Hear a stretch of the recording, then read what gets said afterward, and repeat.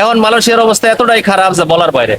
আসসালামু আলাইকুম, আমি বিডি ইসমাইল ব্লগার থেকে প্রবাসীদের জীবনের গল্প এপিসোড 1 এ আমি মোহাম্মদ আসিফ হোসেন শান্ত আছি আপনাদের সামনে। আপনারা দেখছেন বিডি ইসমাইল ব্লগার। আসসালামু আলাইকুম। ওয়ালাইকুম আসসালাম। ভালো আছেন ভাই? ভালো। মালয়েশিয়াতে কয় বছর আছেন আপনি? আমি আসছি 2023 নভেম্বরে। মালয়েশিয়ার অবস্থা আপনি কেমন বুঝেন এখন?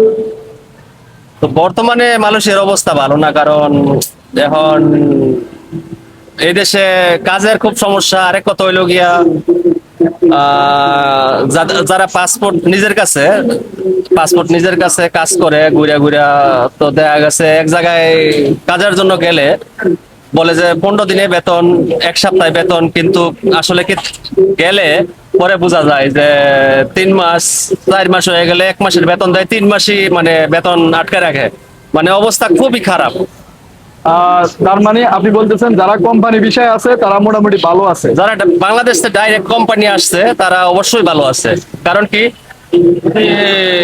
বেসিক ডিউটিও চলে, অনেক ভালো আছে। কিন্তু যারা এজেন্সি বিষয় আছে, যদি এজেন্সির বিষয়ে আইসা থাকে, এরা 6 মাস কাজ করে আবার 2 মাস গিয়ে ঘোরানো পয়সা থাকে। এখন মালয়েশিয়ার অবস্থা এতটাই খারাপ যে বলার বাইরে। তারপরে অনেকে আছে যে ভিসা লাগানো লাগে।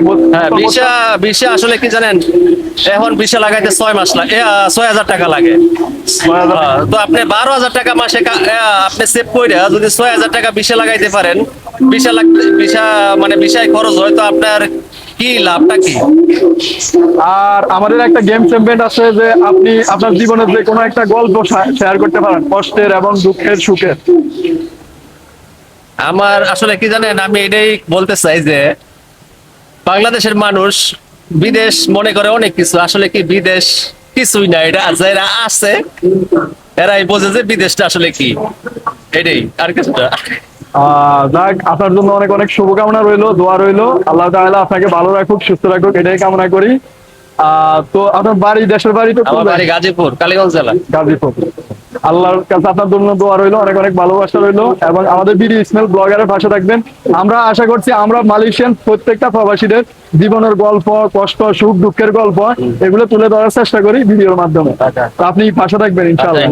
ভালো থাকেন, সুস্থ থাকেন, এটাই কামনা করেন। আল্লাহ হাফেজ।